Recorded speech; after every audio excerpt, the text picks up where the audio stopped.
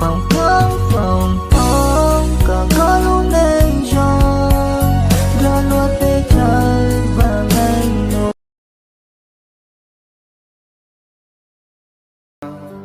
của mình thời thiên nhỏ trong lý của đây tơ chùa im lông plơ che hoa sợ hoa đau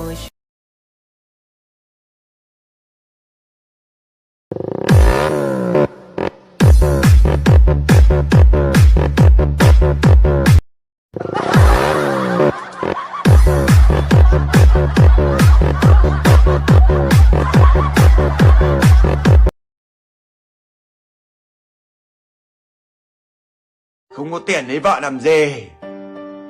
Không có tiền thì lại đòi lấy vợ làm gì? Không có tiền yêu làm gì? Không có tiền lấy con nhà người ta về làm khổ con nhà người ta. Công việc chưa có, tiền chưa có, lấy vợ làm gì? Thì那个还得至少人在对我情感呀，至少是想对我软烂呀。但是用chúng cho là对我情感要多，用cho sắp lại rồi nè.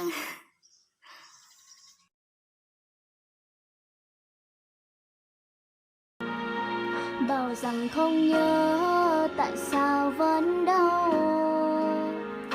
Trái tim em anh chơi đùa đã lâu. Từng là hơi thở giờ là nỗi đau. Hạnh phúc kia nãy bỏ lại phía sau.